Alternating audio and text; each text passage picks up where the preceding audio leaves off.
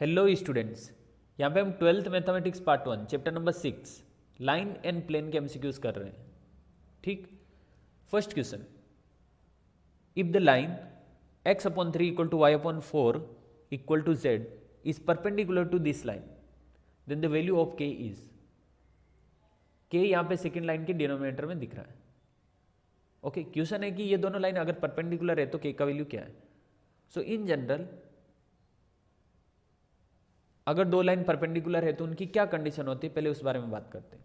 Suppose first line है x minus x one upon A one equal to Y minus Y one upon B one equal to Z minus Z one upon C one, and second line है x minus X two upon A two equal to Y minus Y two upon B two equal to Z minus Z two upon C two. अगर ये दोनों line perpendicular है तो A one A two plus B one B two plus C one C two equal to zero होगा।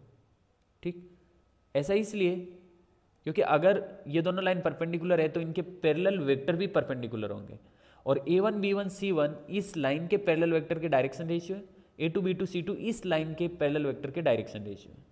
ठीक, तो दोनों line perpendicular मतलब इनके पैरेलल वेक्टर भी परपेंडिकुलर है। इसका मतलब कॉरेस्पॉन्डिंग डायरेक्शन रेशियो का मल्टीप्लीकेशन करके ऐड करेंगे तो वो जीरो आएगा। ओके, अब अगर कंपेयर करें तो A one B one C one मुझे दिख रहा है 3 4 1, and A two B two C two दिख रहा है के 3 के माइनस वन।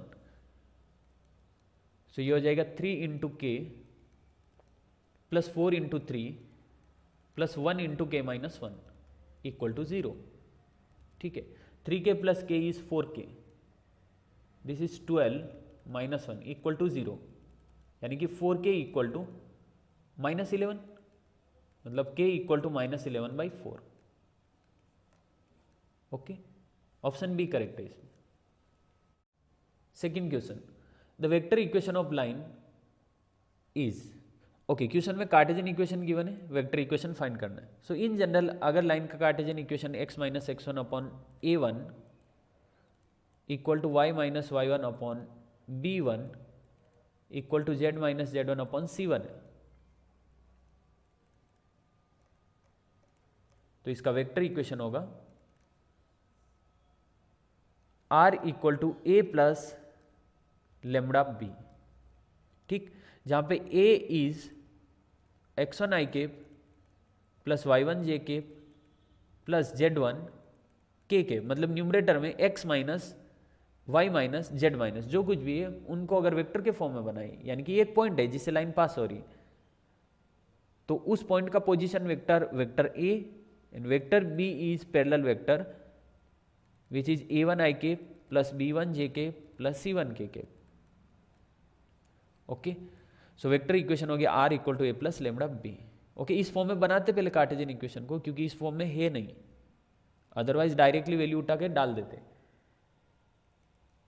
सो कार्टेशियन इक्वेशन है 2x minus one equal to 3y plus two equal to Z minus two. हमें क्या दिख रहा है कार्टेशियन इक्वेशन में, जो हमने इन जनरल कार्टेशियन इक्वेशन ली उसमें न्यूमरेटर में x का कोफिशिएंट 1 है, y का कोफिशिएंट 1, z का कोफिशिएंट 1, लेकिन यहाँ पे 2 3 1 है, तो इसको 1 बनाने के लिए यहाँ से 2 कॉमन लूँगा, तो ये बनेगा x minus one by two, इधर से 3 कॉमन लेंगे तो ये बनेगा y plus two by three, इधर से कुछ कॉमन लेने की जरूरत नहीं, ऑलरेडी कोफिशिएंट 1 है, तो z माइनस टू। ठीक, अब ये 2 डिनोमिनेटर में जाएगा तो x minus one by two upon 1/2 करना पड़ेगा इसको। यस, दोनों इक्वल आप देख सकते हो, डिनोमिनेटर में फ्रैक्शन होता है तो ऊपर जाके पलट जाता है, तो ये 2 times x minus one by two, मतलब ऐसा ही बनेगा, यानी कि इसको ऐसे लिख सकते हैं equal to y plus two by three और डिनोमिनेटर में 1/3 is equal to Z minus two upon 1 कर देते हैं, ताकि सेम सेम दिखेगा ना, इसके भी डिनोमिनेटर में कुछ है, इसके भी डिनोमिनेटर में, इसके भी डिनोमिनेटर में। ठीक, अब अगर कंपेयर करें तो यहाँ से मुझे a मिलेगा 1/2 i cap minus 2/3 J cap. पता माइनस क्यों, क्योंकि इधर माइनस ऑफ y1 करूँगा ना, इसके माइनस ऑफ माइनस 2/3, तो y1 की जगह आएगा minus 2/3 plus 2k cap. Okay, and vector b is equal to 1/2 i cap plus 1/3 j cap plus k cap, 1k cap यानी कि k cap. So vector equation of given line is r equal to a plus lambda b, यानी कि 1/2 i cap minus 2/3 plus 2k plus lambda times 1/2 plus 1/3 plus k। Okay, कौन सा option match हो रहा है? 1/2 minus 2/3 plus 2। Okay, option A match हो सकता है। ठीक है, थोड़ा और सिंप्लीफाई करते हैं इसको, कोई नहीं। 1/2 माइनस 2/3 प्लस 2k प्लस, मैं इसको 6 से अगर मल्टीप्लाई करूंगा, 6 से डिवाइड करूंगा, तो जो 6 से डिवाइड कर रहा हूँ वो तो बाहर है। 6 से मल्टीप्लाई करने पे बन रहा 3i plus 2j plus 6k। और ये लेमडा बाई 6 कॉन्स्टेंट ही है, तो इसको लेमडा 1 कंसिडर कर सकता हूँ, मतलब कोई नया कॉन्स्टेंट। ठीक है, नया अननोन कंसिडर किया लेमडा बाई 6, लेमडा बाई 6 को लेमडा 1 कर सकते हैं, ऐसा कोई नहीं। मतलब आप ये समझो कि लेमडा को मैं लिख रहा हूँ लेमडा 1/6 और इंटू 6, तो ये कुछ भी हो सकता है ना, यानी कि यहाँ पे लेमडा की जगह कोई भी अननोन हो सकता है, तो इसको लेमडा 1 कंसिडर किया हमने। यस, अब ऑप्शन ए मैच हो रहा है। अब ये नहीं देखना कि इधर लेमडा है इधर लेमडा 1 है तो करेक्ट कहाँ हुआ, नहीं नहीं चलेगा ना। इधर लेमडा की जगह म्यू लिख सकता हूँ, अल्फा लिख सकता हूँ, बीटा लिख सकता हूँ, कुछ भी, लेमडा 1 भी लिख सकते हैं। ठीक है, ऑप्शन ए करेक्ट है। Third question, the direction ratios of the line which are perpendicular to these two lines are, okay,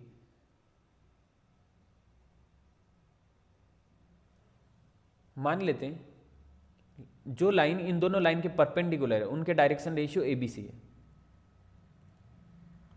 late d r is a B c. ठीक,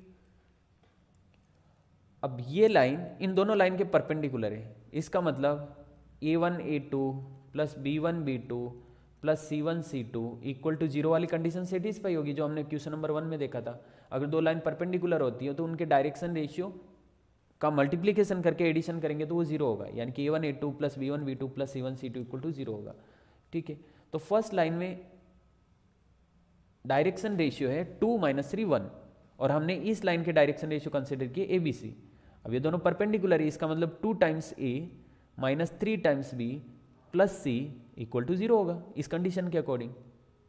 और सेकेंड लाइन के डायरेक्शन रेशियो है 1 2 - 2, और हमने जो consider किया वो ए बी सी है, दोनों लाइन परपेंडिकुलर है, इसका मतलब A plus 2b minus 2c equal to 0।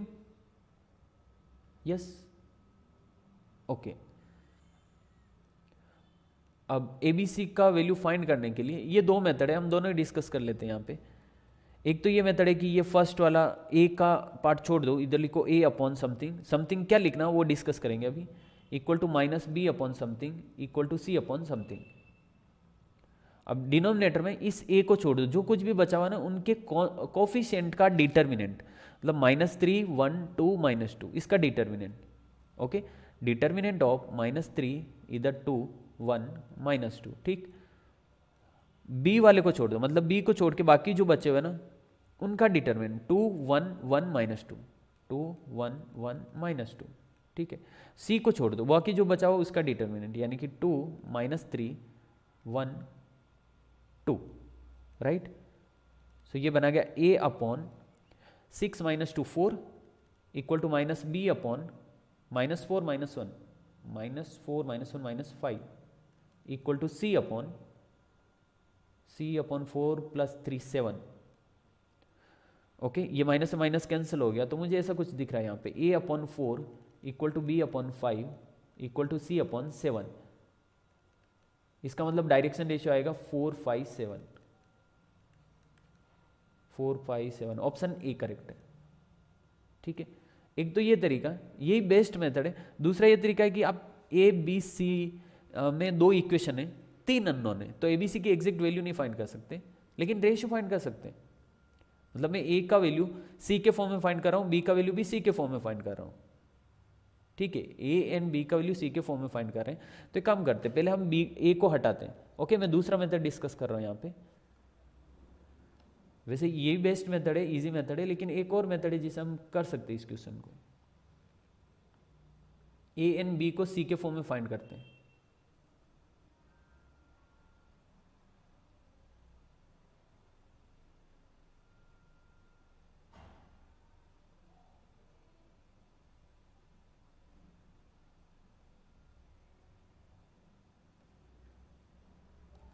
Okay, first equation को एज इट इज लिख रहा हूँ मैं, 2a minus 3b plus c equal to 0, और सेकेंड को 2 से मल्टीप्लाई कर रहा हूँ, तो ये बनेगा 2a plus 4b minus 4c equal to 0। Subtract करेंगे ना तो माइनस माइनस प्लस, यहाँ से 2a कैंसिल हो गया, ओके, ये कैंसिल हो गया, तो बचा क्या, minus 3b minus 4b minus 7b, इधर मिल रहा minus 7b plus c plus 4c plus 5c is equal to 0। मतलब यहाँ से 7b इक्वल टू 5c मिल रहा है, यानी कि b equal to 5c by 7। Okay, b को हमने c के फॉर्म में फाइंड किया, अब a को भी c के फॉर्म में फाइंड करना है, सो b का वैल्यू मैं इसमें सेकेंड में पुट कर रहा हूँ, यानी कि a plus 2 times 5c by 7 minus 2c equal to 0, यानी कि a प्लस कितना 10 बाई 7, 10 बाई 7c माइनस 2, यानी कि 10 माइनस 14, 10 माइनस 14 अपॉन 7 इंटू सी। ओके, यही आएगा, कैलकुलेट करोगे तो देखना a इक्वल टू ये बन रहा 4c बाई 7। ठीक, इसका मतलब डायरेक्शन रेशियो क्या होगा, a B c, this is equal to a की जगह 4c बाई 7, b की जगह 5c बाई 7 और c की जगह c। और डायरेक्शन रेशियो को किसी भी नंबर से मल्टीप्लाई कर सकते, किसी भी नंबर से डिवाइड कर सकते, तो c को मैं c से डिवाइड कर रहा हूँ, यानी कि c कैंसिल कर दिया और फिर 7 से मल्टीप्लाई किया, तो ये आएगा 4 5 7। ओके, अगेन ऑप्शन है करेक्ट, वही होना चाहिए। ठीक है, fourth question, the length of perpendicular from 1632 to this line is. Okay, इसका एक डायरेक्ट फॉर्मूला है, लेकिन फॉर्मूले से नहीं करेंगे हम, 0.163। ठीक, और लाइन ये कुछ इस टाइप का है, हमें इस पॉइंट से इस लाइन के बीच का ये डिस्टेंस फाइंड करना है d। ओके, लाइन का इक्वेशन है x upon 1 equal to y minus 1 upon 2 equal to z minus 2 upon 3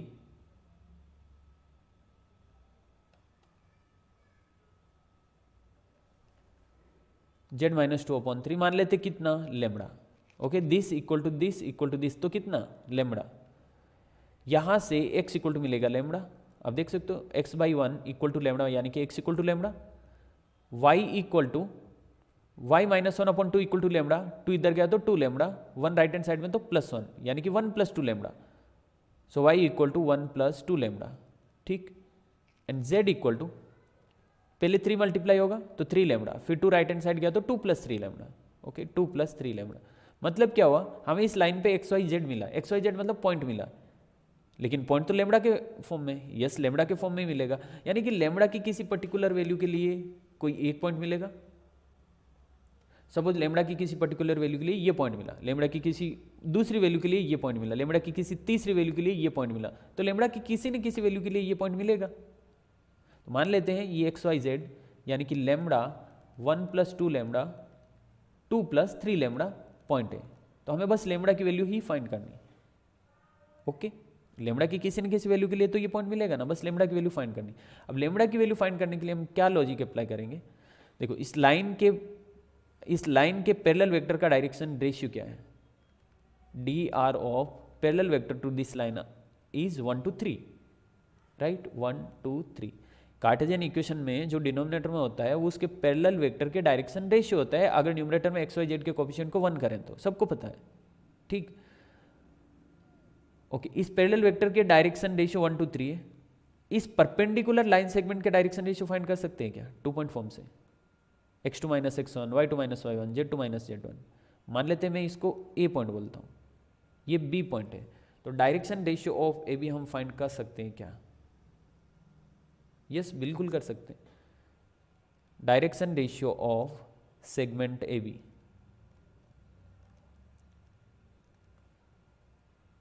okay, x2 minus x1, y2 minus y1, z2 minus z1 से ये बनेगा lambda minus 1 comma 1 plus 2 lambda minus 6, 1 plus 2 lambda minus 6 and 2 plus 3 lambda minus 3, 2 plus 3 lambda minus 3। Okay, simplify करें इसको थोड़ा सा, तो lambda minus 1, 2 lambda minus 5 and 3 lambda minus 1। Okay, इसके direction ratio आ गए और इसके पैरेलल वेक्टर के डायरेक्शन रेशियो है, तो ये दोनों परपेंडिकुलर है, मतलब ये लाइन सेगमेंट लाइन के परपेंडिकुलर है, यानी कि इस वेक्टर के भी परपेंडिकुलर है। और हमने ये क्वेश्चन पहले भी कर चुके हैं, फर्स्ट क्वेश्चन में और थर्ड क्वेश्चन में, कि अगर दो लाइन परपेंडिकुलर होते हैं तो उनके डायरेक्शन रेशियो इस कंडीशन को सेटिस्फाई करते हैं, a1 a2 plus b1 b2 plus c1 c2 equal to 0, right.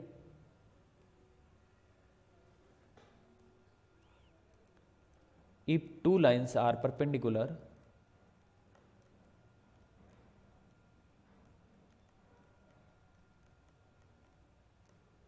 then a1 a2 plus b1 b2 plus c1 c2 equal to 0. a1 b1 c1 is direction ratio of first line, a2 b2 c2 direction ratio of second line. Okay, so यहाँ पे ये a1 b1 c1 है और इधर ये a2 b2 c2 है, ठीक है, समझ आ रहा होगा, कोई बड़ी बात नहीं है। 1 into lambda minus one plus 2 into 2 lambda minus 5 यानी कि 4 lambda minus 10 plus 3 into 3 lambda minus 1 यानी कि 9 lambda minus 3 equal to 0।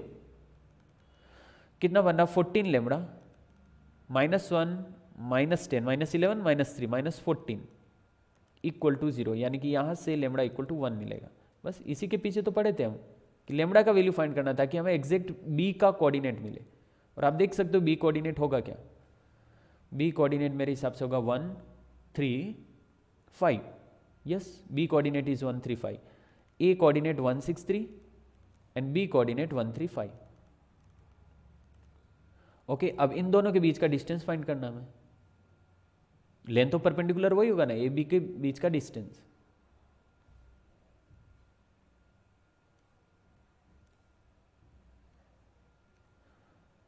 Okay, under root of x2 minus x1 whole square plus y2 minus y1 whole square plus z2 minus z1 whole square, यानी कि 1 minus 1 whole square 0 plus 6 minus 3 whole square 9 plus 5 minus 3 whole square 4।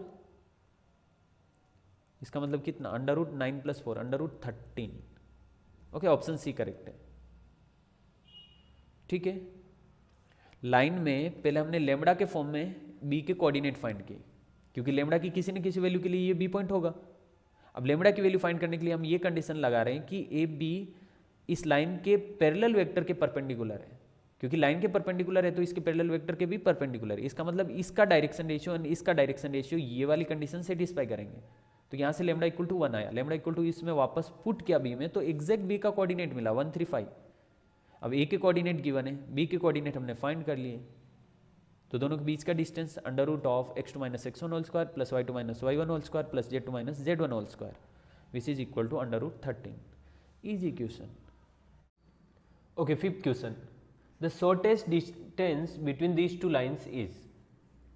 Okay, in general अगर एक line r equal to a1 plus lambda b1 है and दूसरी line r equal to a2 plus lambda b2 है, तो इन दोनों के बीच का shortest distance d equal to, इसका एक फॉर्मूला होता है a2 minus a1 dot b1 cross b2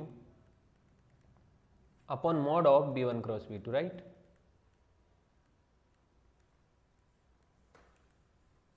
okay, तो इस क्वेश्चन में हमें मान लेते ये a1 है तो ये b1 हुआ, ओके, एंड ये a2 तो ये b2, ठीक। सो डिस्टेंस फाइंड करने के लिए पहले a2 माइनस a1 फाइंड करना होगा, फिर b1 क्रॉस b2, फिर न्यूमरेटर में दोनों का डॉट प्रोडक्ट और डिनोमिनेटर में b1 क्रॉस b2 का मॉड।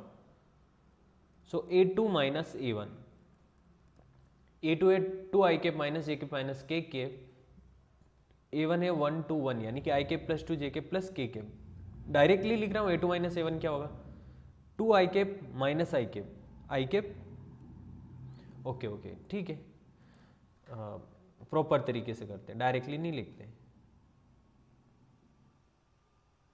समझना चाहिए बस, मेन ऑब्जेक्टिव हो। 2 i cap minus j cap minus k cap minus a1 बोले तो i cap plus 2 j cap plus k cap, यानी कि बन रहा 2 minus 1 i cap minus 1 minus 2 minus 3 j cap minus 1 minus 1 minus 2 k cap okay, this is A2 minus A1, ठीक। Now B1 cross B2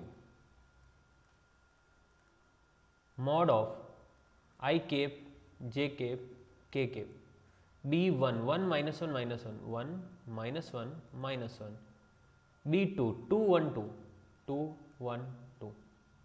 okay, directly लिख रहा हूँ इसको, minus 2 plus 1 minus I cap minus J into 2 plus 2 यानी कि minus 4 J cap, then 1 plus 2 plus 3 K cap.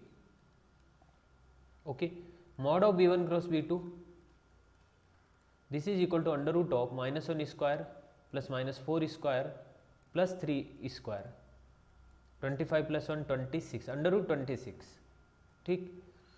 अब numerator में A2 minus A1 dot B1 cross B2,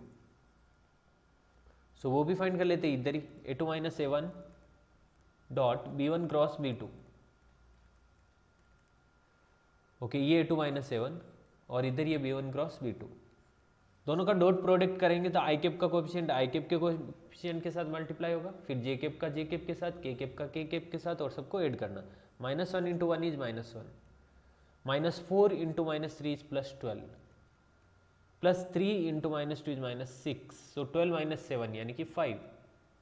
okay, so distance d equal to mod of A2 minus A1 dot B1 cross B2 upon mod of B1 cross B2, मतलब कितना मिल रहा है 5 अपॉन under root 26। Okay, option कोई सा भी match नहीं हो रहा, मतलब अंडर रूट 26 तो आ ही नहीं रहा है। ये अंडर रूट 26 क्यों मिला, इसकी वजह से B1 क्रॉस B2 की, और B1 क्रॉस B2 सही है। ओके, इस क्वेश्चन का यही अपना आंसर है, हो सकता है या तो ऑप्शन में करेक्शन है या फिर क्वेश्चन में करेक्शन है, इस क्वेश्चन का ये आंसर है, ठीक। Question number 6, these two lines are coplanar if, okay, k की क्या वैल्यू आनी चाहिए कि ये दोनों लाइन कोप्लेनर होगी। अच्छा, इन जनरल अगर दो लाइन का इक्वेशन कुछ इस तरह से x minus x1 upon A1 equal to y minus y1 upon B1 equal to z minus z1 upon C1, और सेकेंड लाइन है x minus x2 upon A2 equal to y minus y2 upon B2 equal to z minus z2 upon C2।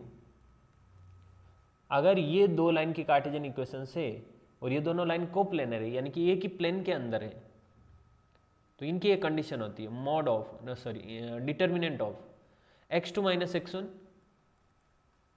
y2 minus y1 z2 minus z1, then A1 B1 C1 A2 B2 C2 this is equal to 0।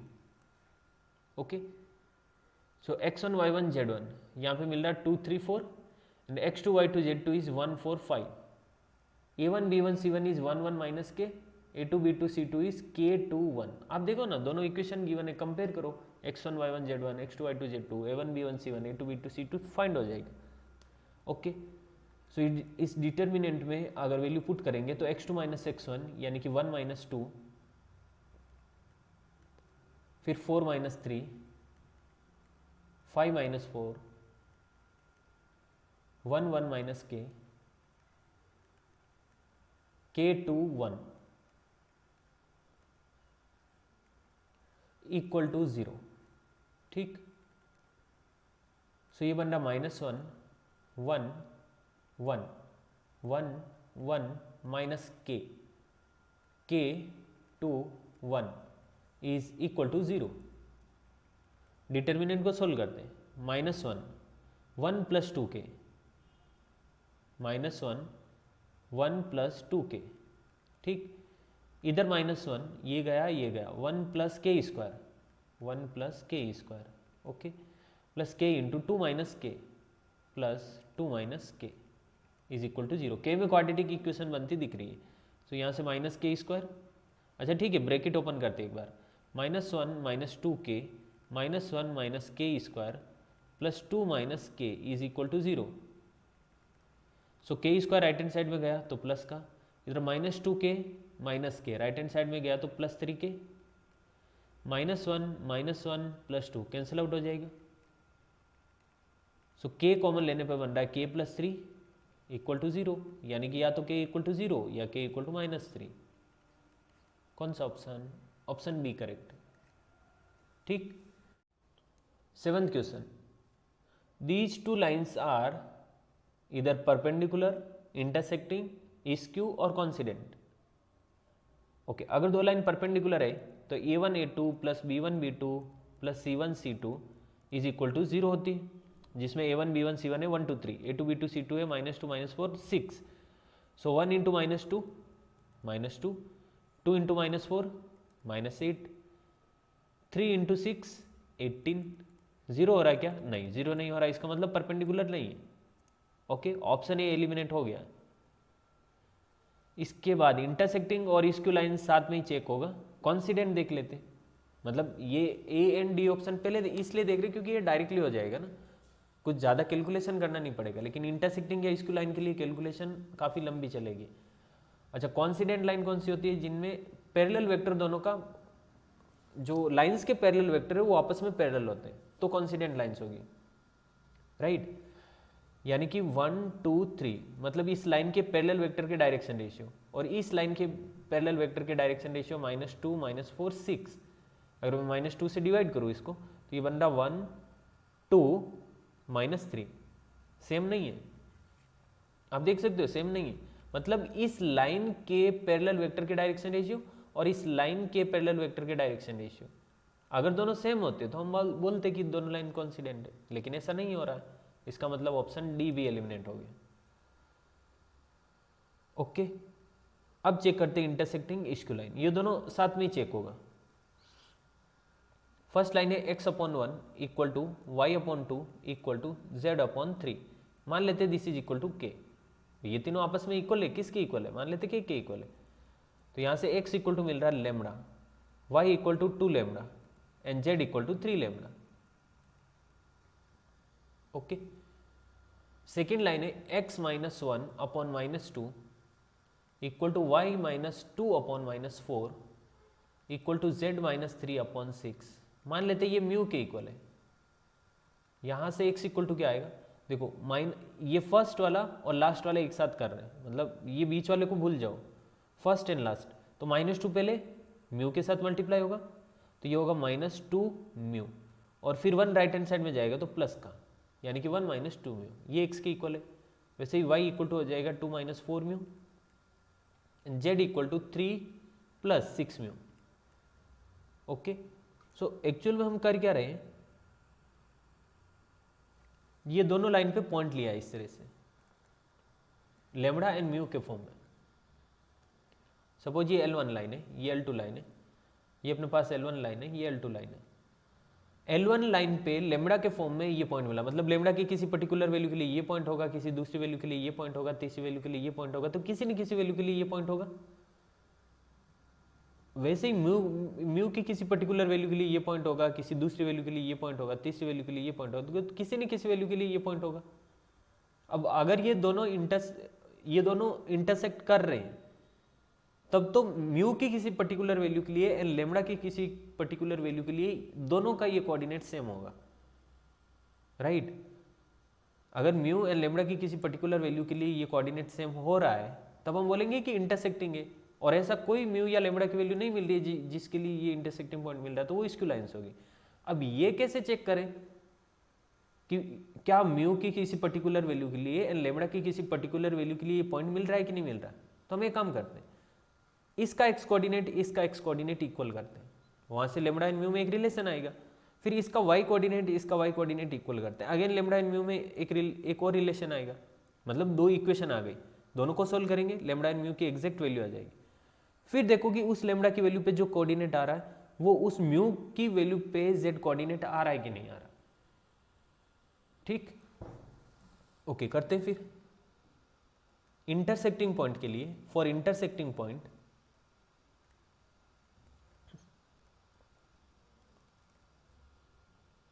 Lambda should be equal to 1 - 2 mu.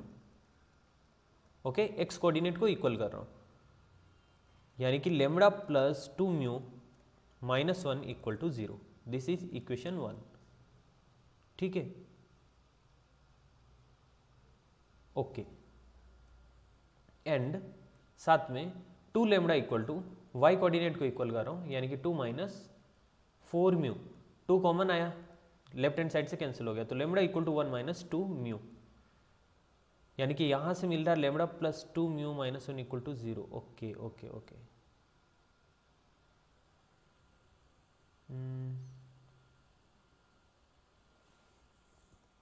यहाँ से same relation आ रहा है ना, lambda plus 2 mu minus 1 equal to 0।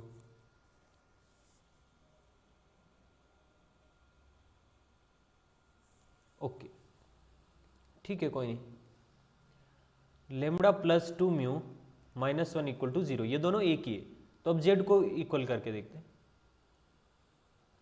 3 lambda is equal to 3 plus 6 mu, यहाँ से 3 common लिया, left hand side से कैंसिल हो गया, तो lambda equal to 1 plus 2 mu, यानी कि lambda minus 2 mu minus 1 equal to 0। Okay, ये हम सेकेंड इक्वेशन कंसिडर करते हैं, क्योंकि y कोऑर्डिनेट इक्वल करने पे वही इक्वेशन मिल रही है जो x के साथ थी, दोनों x कोऑर्डिनेट इक्वल करने पे जो इक्वेशन मिली वो y के साथ मिल रही थी, z के साथ अलग मिली। तो यहाँ से क्या कंक्लूजन निकाल सकते हैं हम, देखते हैं। दोनों इक्वेशन को अगर सोल्व करें, lambda plus 2 mu minus 1 equal to 0, lambda minus 2 mu minus 1 equal to 0, अगर ऐड करेंगे तो ये म्यू का टर्म कैंसिल हो जाएगा और 2 लेमडा माइनस 2 इक्वल टू 0, यानी कि लेमडा इक्वल टू 1। लेमडा की वैल्यू इसमें पुट की वापस से किसी एक इक्वेशन, सपोज इसमें लेमडा की वैल्यू 1 पुट की, तो 1 से 1 कैंसिल हो गया, म्यू इक्वल टू 0 हो गया। Okay, mu equal to 0, lambda equal to 1। अब यहाँ पे दो इक्वेशन सेम आ रही है, मतलब x कोऑर्डिनेट इक्वल करने पे और y कोऑर्डिनेट इक्वल करने पे दो इक्वेशन सेम आ रही है, तो ये lambda equal to 1 mu equal to 0 तीनों में सेटिस्फाई हो रही है, बिकॉज x एंड z के साथ तो हमने सोल्व किया, तो इनमें तो सेटिस्फाई होगी होगी, और y कोऑर्डिनेट इक्वल करने पे वो यही वाली इक्वेशन बन रही है, तो इसमें भी सेटिस्फाई होगी। इसका मतलब लेमडा या म्यू की वैल्यू तीनों इक्वेशन में सेटिस्फाई हो रही है, यानी कि किसी न किसी पर्टिकुलर वैल्यू के लिए, लेमडा एंड म्यू की किसी न किसी पर्टिकुलर वैल्यू के लिए ये इंटरसेक्टिंग पॉइंट मिल रहा है। इसका मतलब लाइंस आर इंटरसेक्टिंग लाइंस, ठीक है, ऑप्शन बी करेक्ट है इसमें। Question number 8, equation of x axis is, okay, 3D में एक्स एक्सिस का इक्वेशन क्या होगा, जैसे 2D में एक्स एक्सिस का इक्वेशन क्या होगा, y इक्वल टू 0, राइट, आप देख सकते हो ये 2D कोऑर्डिनेट सिस्टम है, एक्स एक्सिस का इक्वेशन होगा y इक्वल टू 0। वैसे 3D में एक्स एक्सिस का इक्वेशन होगा y equal to 0, z equal to 0, आप रिलेट कर सकते हो 2D से, ठीक है, y equal to 0, z equal to 0, option C correct है। यस, ऑब्वियसली, क्योंकि एक्स एक्सिस पे, एक्स एक्सिस के किसी भी कोऑर्डिनेट की बात करें, किसी भी पॉइंट की बात करें, तो y एंड z 0 होगा। So equation of x axis is y equal to 0, z equal to 0, ठीक। 9th question, the angle between these two lines is, okay, दो लाइन के बीच का angle cos theta equal to mod of, अगर acute angle की बात करें तो mod of a1 a2 plus b1 b2 plus c1 c2 upon under root of a1 square plus b1 square plus c1 square under root of a2 square plus b2 square plus c2 square, ऐसा होता है, ठीक है। हमें जो question में equations given है उनको स्टैंडर्ड कार्टेशियन इक्वेशन में लिखते हैं। देखो, एक फर्स्ट इक्वेशन है लाइन की 2x equal to 3y equal to minus Z, second equation है 6x equal to minus Y equal to minus 4z, right. So यहाँ से ये मिलेगा x upon 1/2 equal to y upon 1/3 equal to z upon minus 1, ठीक। This is x upon 1/6 equal to y upon minus 1 equal to z upon minus 1/4, okay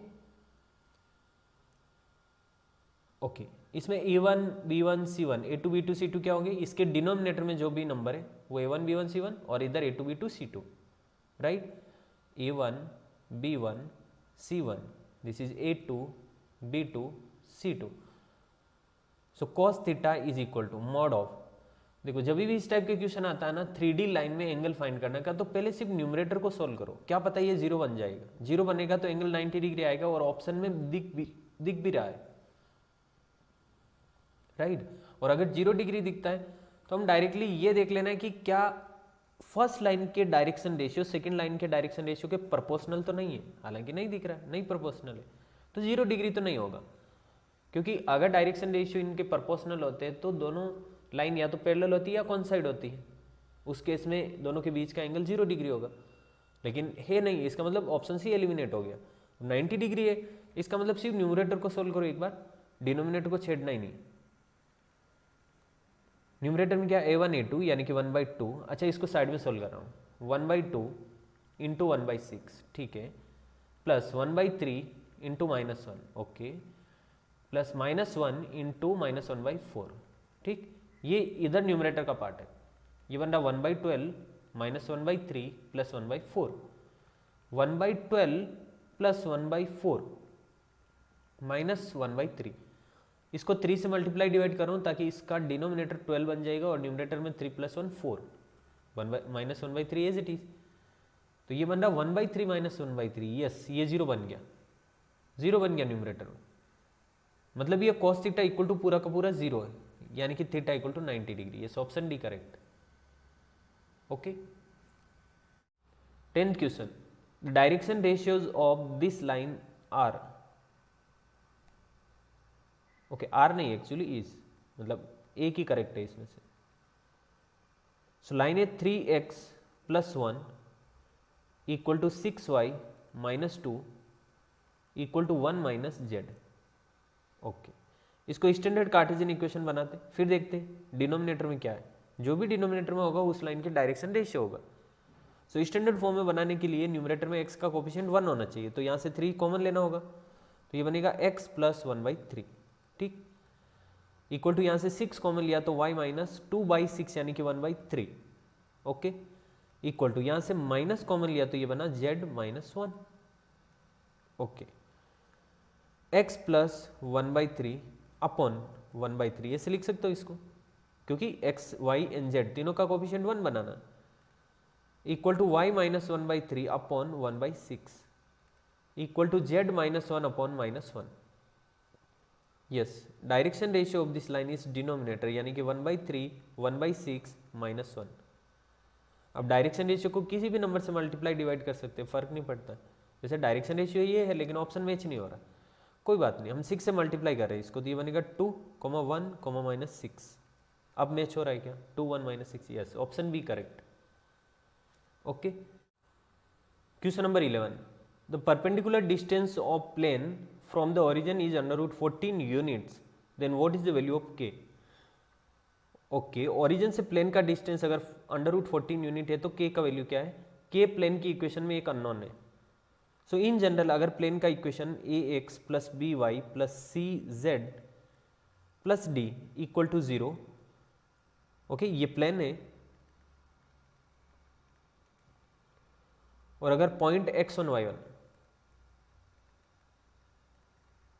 तो इस point की plane से distance का फॉर्मूला होता है d = mod of, okay point x1 y1 z1, 3D की बात हो रही है ना,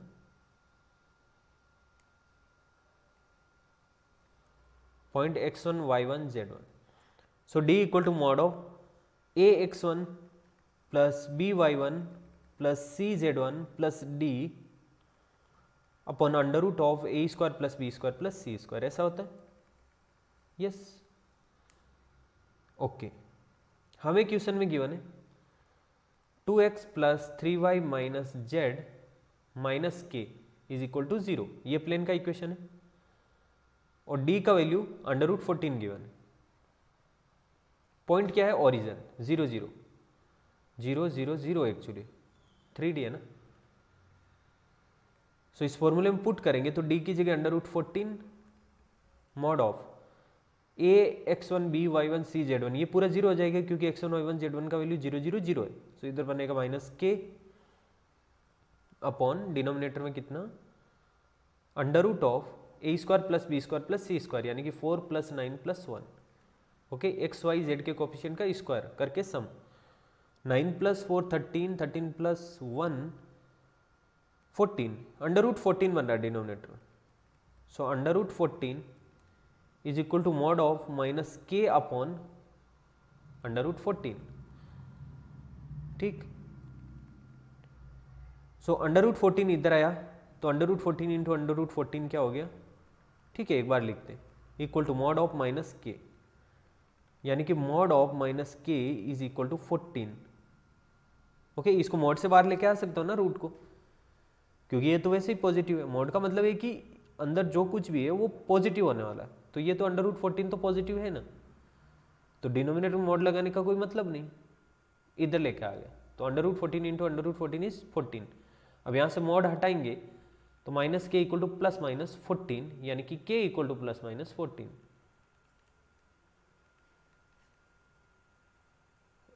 ओके, ऑप्शन मैच ही नहीं हो रहा।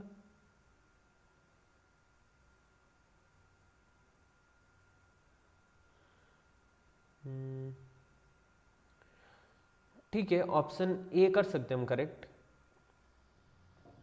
लेकिन करेक्ट आंसर इसका प्लस माइनस 14 है। पर ठीक है, सिर्फ प्लस 14 ऑप्शन में है तो ऑप्शन ए करेक्ट है इस हिसाब से, बाकी तो करेक्ट नहीं हो सकते। मतलब एक्यूरेट आंसर प्लस माइनस 14 है, बट अगर ऑप्शन के हिसाब से जाएंगे तो ऑप्शन ए करेक्ट है। Okay, 12th question, the angle between these two planes is. Okay, first plane का नॉर्मल वेक्टर यानी कि n1, this is equal to i cap minus 2 j cap plus 3 k cap है। ठीक, second plane का normal vector यानी कि vector n2 is equal to 2 i cap plus j cap minus 3 k cap. Okay, अब दो plane के normal vector पता है तो दोनों के बीच का angle cos theta is equal to mod of, अगर एक्यूट एंगल की बात करें तो mod of n1 dot n2 upon mod of n1 mod of n2, ऐसा होता है। यस, सो n1 डॉट n2 क्या होगा, i j and k corresponding coefficient को मल्टीप्लाई करके ऐड करना, यानी कि 1 into 2 minus 2 into 1 3 into minus 3 upon denominator में मॉड ऑफ n1 यानी कि under root of 1 square plus 2 square plus 3 square, यानी कि 9 प्लस 4 प्लस 1 14 अंडर रूट 14, और इधर 2 square plus 1 square again under root 14। ठीक, 2 से 2 कैंसिल हो गया, न्यूमरेटर में -9, so cos theta equal to mod of -9 upon under root 14 यानी कि 14। ओके, मॉड है इसलिए माइनस चला जाएगा, यानी कि cos theta equal to 9 upon 14, means theta equal to cos inverse 9 upon 14। है क्या कोई option? Yes, option D correct है। ठीक है, question number 13, if these two planes are parallel, okay, then the values of lambda and mu are respectively. Okay, lambda यहाँ पे first plane में and mu यहाँ पे सेकंड प्लेन में, सो इनका वैल्यू फाइंड करना अगर ये दोनों प्लेन पैरेलल है तो। ओके, फर्स्ट प्लेन में नॉर्मल वेक्टर ये वाला वेक्टर है, सेकंड प्लेन में नॉर्मल वेक्टर ये वाला वेक्टर है। अगर ये दोनों प्लेन पैरेलल है तो इनके परपेंडिकुलर वेक्टर भी तो पैरेलल होंगे ना। अगर दो प्लेन पैरेलल है तो इनके परपेंडिकुलर वेक्टर भी पैरेलल होंगे, यानी कि ये वेक्टर और ये वेक्टर के डायरेक्शन रेशियो प्रोपोर्शनल होंगे। दो वेक्टर पैरेलल होते हैं तो उनके डायरेक्शन रेशियो प्रोपोर्शनल होते हैं। ठीक, ओके, सो फर्स्ट प्लेन का नॉर्मल वेक्टर है 2i cap minus lambda j cap plus k cap. Second vector का नॉर्मल वेक्टर, सेकेंड प्लेन का normal vector 4i cap minus j cap plus mu k cap. ठीक है, n1 के direction ratio 2 minus lambda 1 and 2 के direction ratio 4 minus 1 mu. अगर ये दोनों normal vector parallel है, और होंगे भी क्योंकि प्लेन पैरेलल है तो नॉर्मल वेक्टर भी पैरेलल होंगे। अगर ये दोनों नॉर्मल वेक्टर पैरेलल है तो इनके डायरेक्शन रेशियो प्रोपोर्शनल होंगे। प्रोपोर्शनल मतलब 2/4 should be equal to minus lambda upon minus 1 should be equal to 1 upon mu. Yes, अब पहले हम इसको लेंगे ना, 2/4 equal to minus lambda upon -1, और फिर लेंगे 2/4 इक्वल टू 1/μ। सो ये यहां से मिल रहा है 1/2 इक्वल टू 1/λ/1। ओके, माइनस से माइनस कैंसिल हो गया, λ/1 और इधर 1/2, यानी कि लेमडा इक्वल टू 1/2। यहां से 1/2 इक्वल टू 1/μ, यानी कि μ इक्वल टू 2। सो आंसर आएगा 1/2 and 2, option D. Okay, question number 14, the equation of plane passing through 2, -1, 3 and making equal intercepts on the coordinate axis is। Okay, वैसे option देख के समझ आ रहा है ना कि सारे के सारे प्लेन की इक्वेशन में कोऑर्डिनेट एक्सिस पे तो इक्वल इंटरसेप्ट है, बिकॉज यहाँ पे 1, 1, 1 है, इधर 2 से डिवाइड करेंगे तो 2, 2, 2, इधर 3 से डिवाइड करेंगे तो 3, 3, 3, वैसे इधर 4 से डिवाइड करेंगे तो 4, 4, 4, ये इंटरसेप्ट्स होंगे जो कि इक्वल है। तो अगर डायरेक्टली करना है तो देखो कि 2, -1, 3 कौन से ऑप्शन में सेटिस्फाई होगा। तो लेफ्ट हैंड साइड में x + y + z है, अगर इनको ऐड करें तो कितना बन रहा, 2 - 1 1, 1 + 3 4, 4 किस में बनेगा, डी में। इसका मतलब ऑप्शन डी करेक्ट है। ओके, डायरेक्टली ऐसे कर सकते, अगर पूरा सोल्व करके करना तो वो भी डिस्कस करेंगे।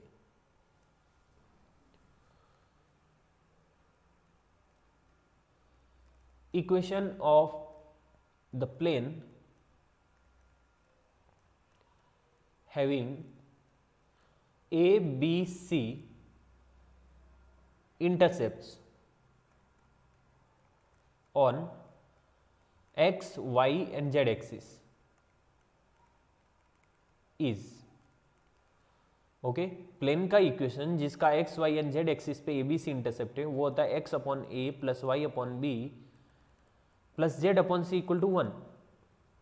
ठीक, अभी क्वेश्चन में बोला कि इक्वल इंटरसेप्ट, ठीक है, ये तो इन जनरल जिसका ABC इंटरसेप्ट होता है कोऑर्डिनेट एक्सिस पे, उस प्लेन का इक्वेशन ये होता है। क्वेश्चन के अकॉर्डिंग प्लेन इक्वल इंटरसेप्ट बना रहा, मतलब x/a लूंगा ना इधर, तो इधर मुझे y/a और z/a लेना होगा, इक्वल इंटरसेप्ट है।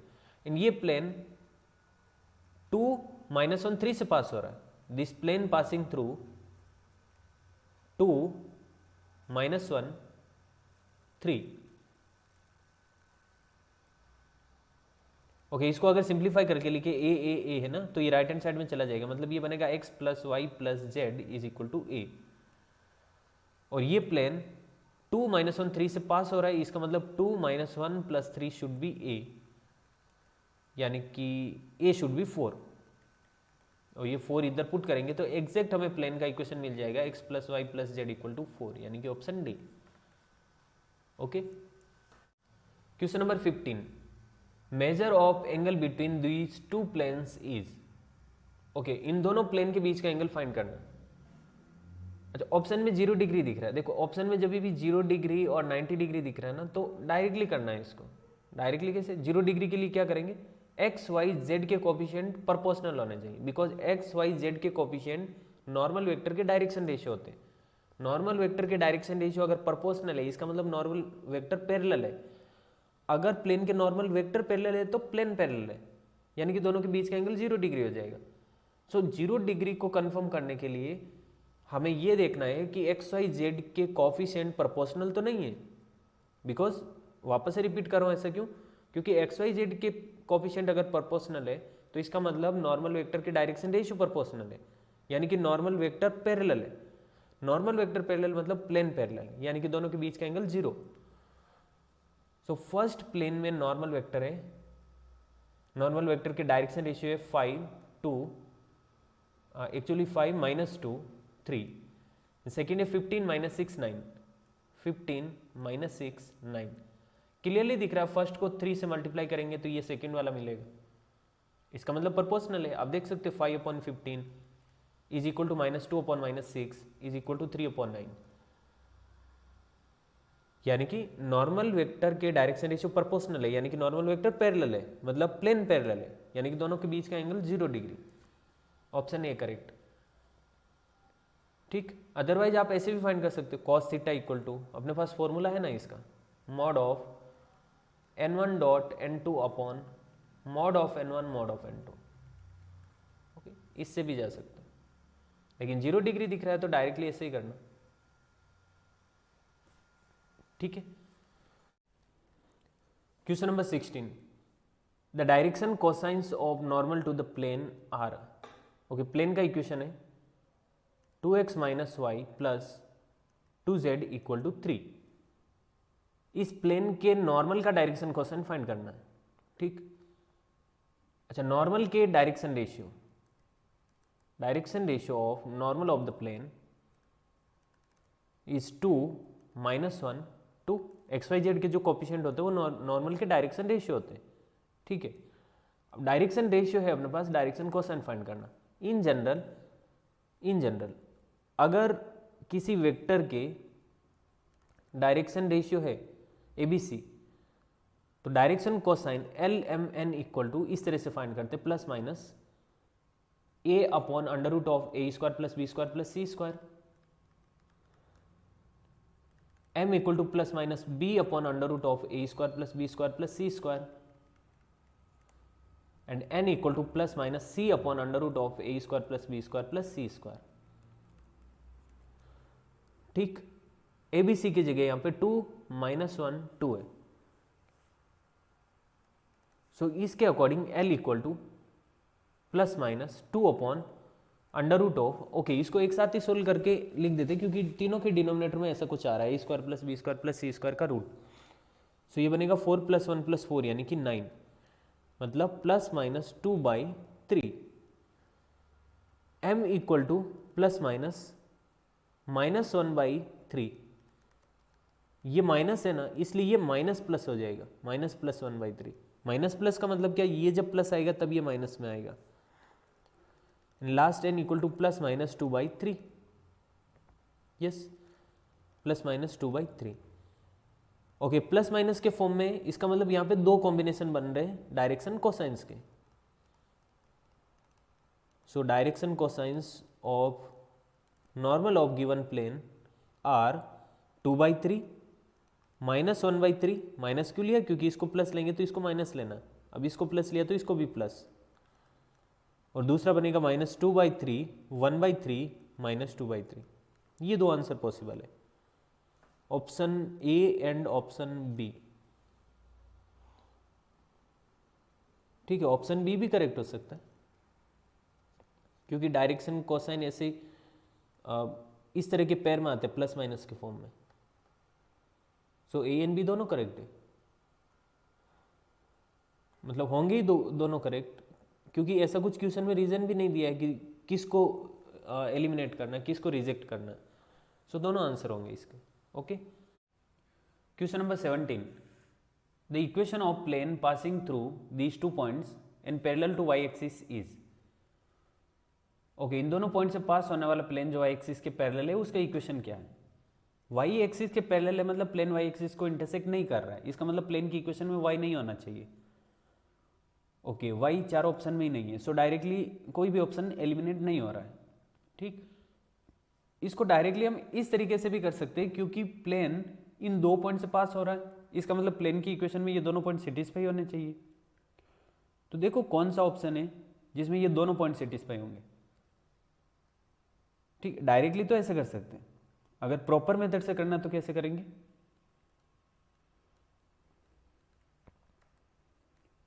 Equation of plane parallel to Y axis,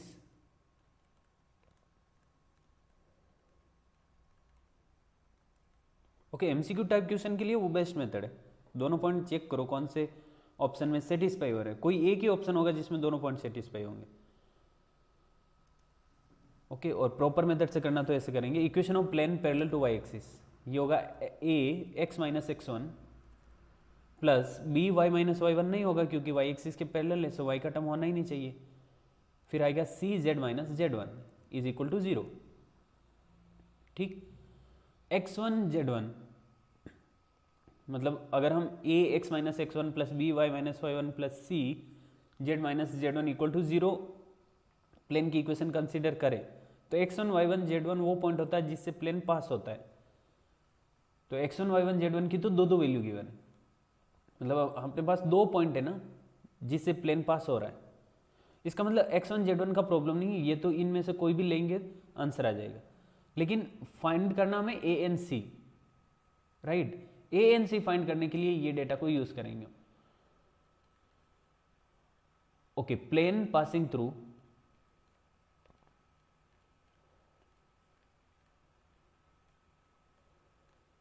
one minus one one, तो इसका मतलब x1 z1 की जगह मैं 1 1 पुट कर सकता हूं। So a x minus one plus c z minus one equal to 0 and also plane passing through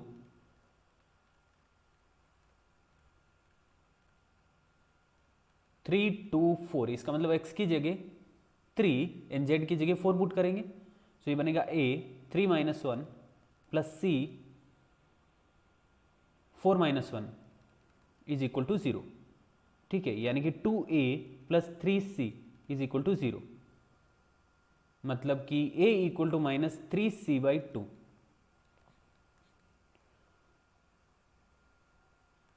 इसको मैं इक्वेशन 1 में पुट कर रहा हूं, पुट इन 1,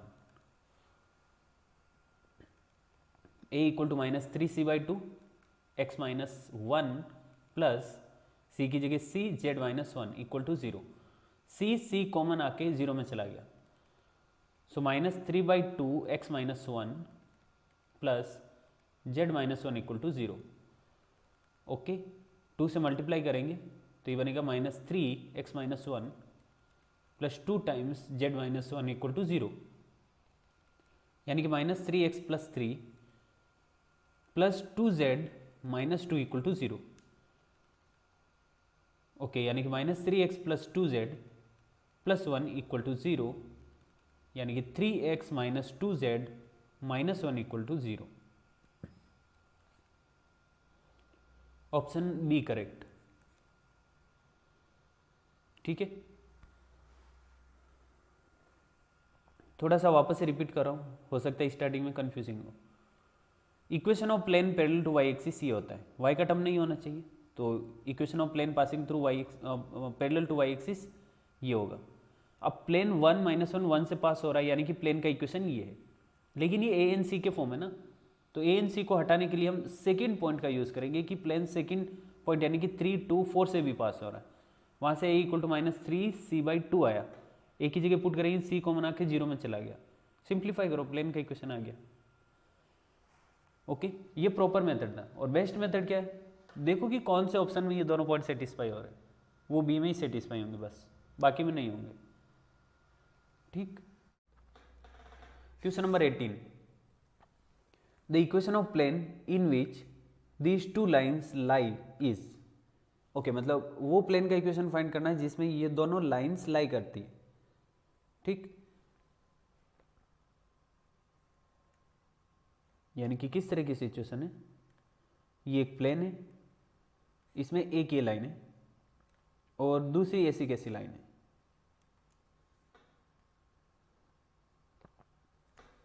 अब दोनों लाइन का इक्वेशन गिवन है, तो इस पे एक पॉइंट है फर्स्ट वाली लाइन पे, मान लेते हैं ये वाली फर्स्ट लाइन है L1, ये L1 कंसिडर कर रहा हूं और ये L2 है, ये L2। इस L1 लाइन के ऊपर पॉइंट होगा 5 7 माइनस 3, राइट। अगर इसको स्टैंडर्ड कार्टेशियन इक्वेशन से कंपेयर करें तो x1 y1 z1 क्या आया 5 7 माइनस 3, यानी कि इसके ऊपर एक पॉइंट होगा 5 7 माइनस 3। L2 लाइन के ऊपर पॉइंट होगा 8 4 माइनस 5।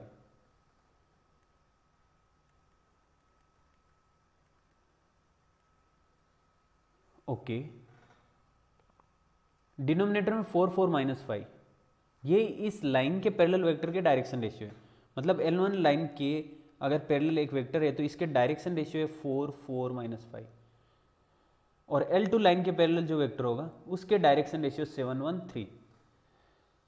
अब ये दोनों लाइन प्लेन के अंदर है, ये वेक्टर इस लाइन के पैरेलल है और ये वेक्टर इस लाइन के पैरेलल है। मतलब L2 लाइन के पैरेलल ये वाला वेक्टर, L1 लाइन के पैरेलल ये वाला वेक्टर। अब ये दोनों लाइन प्लेन के अंदर है, इसका मतलब ये दोनों वेक्टर P प्लेन के पैरेलल है, यस। अगर इन दोनों का क्रॉस प्रोडक्ट करेंगे, इस वेक्टर का और इस वेक्टर का, तो वो जो वेक्टर आएगा वो प्लेन के परपेंडिकुलर वेक्टर होगा। सपोज ये b1 है, ये b2 है, और b1 b2 एक्चुअल में है क्या, हम यहां से फाइंड कर सकते हैं। डिनोमिनेटर 4 4 माइनस 5 है ना, तो b1 है 4i cap plus 4j cap minus 5k cap, and b2 is equal to 7 1 3, यानी कि 7i cap plus j cap plus 3k cap.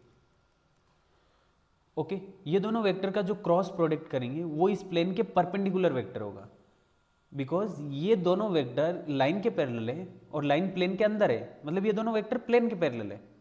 Cross product करेंगे तो वो वेक्टर आएगा जो दोनों वेक्टर के परपेंडिकुलर है, यानी कि प्लेन के परपेंडिकुलर है। मतलब b1 cross b2 is actually perpendicular vector to the plane, यानी कि n।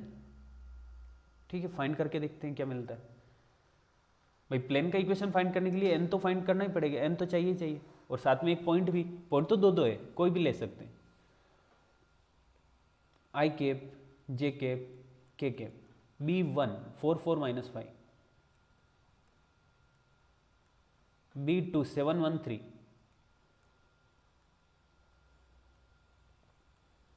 ओके डायरेक्टली लिख रहा हूं, 12 plus 5 17i cap minus j into 12 plus 35, 12 plus 35 is 48, 12 plus 35 is 47, so plus नहीं माइनस का 47 जे कैप, और ये बन रहा के कैप के साथ 4 माइनस 28, यानी कि माइनस 24 के कैप। ओके ठीक है, यानी कि नॉर्मल वेक्टर के direction ratio D are of normal vector, normal to the plane है ना, 17 माइनस 47 माइनस 24। ओके ठीक है, अब प्लेन का इक्वेशन क्या होगा, हमें गिवन है नॉर्मल वेक्टर के direction ratio 17 minus 47 minus 24, given नहीं है एक्चुअली, हमने फाइंड किए। तो प्लेन का इक्वेशन होगा ax plus B Y plus C Z plus D equal to 0। ठीक, A B C are direction ratio of normal vectors, यानी कि a की जगह 17, b की जगह माइनस 47, c की जगह माइनस 24, d की जगह d। अब d का वैल्यू फाइंड करने के लिए हम ये इन्फॉर्मेशन काम में लेंगे कि ये प्लेन 5 7 माइनस 3 से पास हो रहा है, सो इसकी इक्वेशन को सेटिस्फाई करना चाहिए। Plane passing through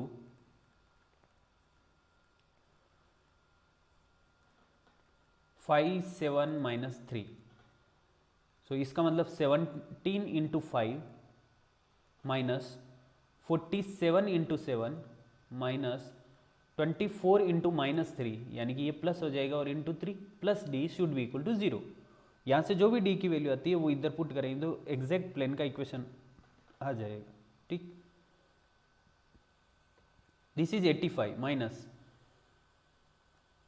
7 into 7 49, 28 and 4 32 plus 72 plus D is equal to 0। So 85 plus 72 is 715 157, और इधर है 329, तो ये बन रहा 2 और इधर 7 1 माइनस का 172। ओके, लेफ्ट हैंड साइड में माइनस का 172, यानी कि minus 172 plus D is equal to 0, means D equal to 172। So plane का इक्वेशन क्या आएगा, 17x minus 47y minus 24z plus 172 equal to 0। देखो कौन सा ऑप्शन मैच हो रहा है, 17, ओके सब में 17 है, माइनस 47 ए एंड डी में है, उसके बाद minus 24 option A, option A correct है 18 का। ठीक है, question number 19, if this line lies in this plane then what is the value of m। अच्छा, m की वैल्यू क्या होगी अगर ये लाइन इस प्लेन के अंदर लाई करती है। अच्छा, लाइन का इक्वेशन है x minus minus 1 upon 2 equal to y minus m upon 3 equal to z minus 4 upon 6। तो यहाँ से x1 y1 z1 यानी कि वो पॉइंट जिससे लाइन पास होती है वो पॉइंट हमें मिल रहा है -1m4। ठीक, ये पॉइंट लाइन के ऊपर है। मतलब अगर इसको स्टैंडर्ड कार्टेशियन इक्वेशन से कंपेयर करें, x minus x1 upon A equal to y minus y1 upon B equal to z minus z1 upon C, तो x1 y1 z1 वो पॉइंट होता है जिससे लाइन पास होती है, यानी कि वो पॉइंट लाइन के ऊपर होता है। अब क्योंकि ये लाइन पूरी की पूरी प्लेन के अंदर है, इसका मतलब ये पॉइंट भी प्लेन के अंदर होगा। So this point lies in the plane, in the given plane. और प्लेन का इक्वेशन है 3x minus 14y plus 6z plus 49 is equal to 0। x की जगह -1, y की जगह m और z की जगह 4 पुट करो, m का वैल्यू आ जाएगा simple, -3 minus 14m plus 6 into 4 24। Okay, z की जगह 4 पुट किया तो 6 into 4 24 plus 49 is equal to 0। -14m as it is, बाकी को सिंप्लीफाई करते हैं। 24 माइनस 3 इज 21, 21 प्लस 49, 21 प्लस 49 कितना 50 60 70 इज इक्वल टू 0। यानी कि 40m इक्वल टू 70, मतलब m इक्वल टू 70 बाई 14 यानी कि 5। Option option option A correct. Okay, option A correct है 5। Question number 20, the foot of perpendicular drawn from point 0 0 0 to the plane is 4 minus 2 minus 5, then the equation of plane is, okay,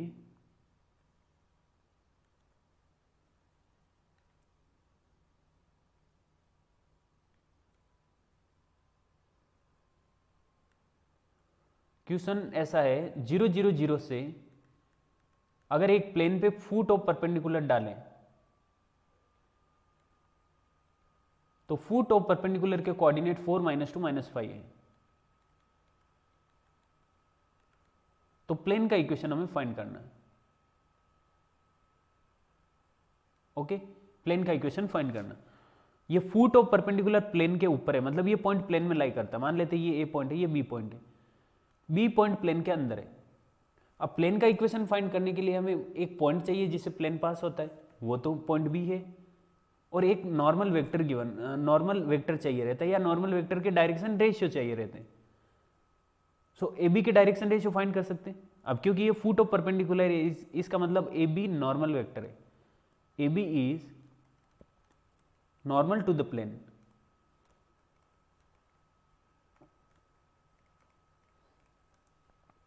यानी कि D are of A B is actually D are of normal. Okay, D are of A B क्या होगा 4 minus 0 यानी कि 4, -2 minus 0 यानी कि -2, -5 minus 0 यानी कि -5, और यही डी आर ऑफ नॉर्मल है, right. So equation of plane,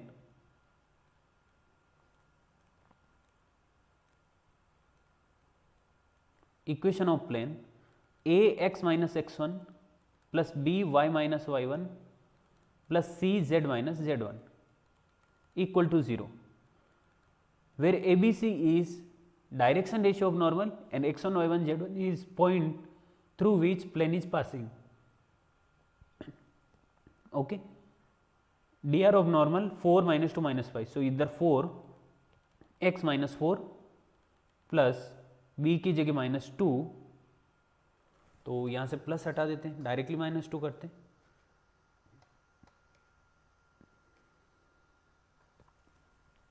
b की जगह -2, y माइनस y1 की जगह -2, तो ये +2 हो जाएगी। c की जगह -5, z माइनस z1 की जगह -5, तो ये +5 हो गया, इक्वल टू 0। ठीक, क्या बन रहा 4x minus 2y minus 5z, ये तो बन रहा, और साथ में कांस्टेंट में -16, इधर -4 और इधर -25 equal to 0। So 4x minus 2y minus 5z, 16 minus 4 minus 16 minus 4 minus 20 minus 20 minus 25 is minus 45 is equal to 0। So option B correct होना चाहिए मेरे हिसाब से। यस, ऑप्शन बी करेक्ट है। ओके, ठीक है, असाइनमेंट कंप्लीट।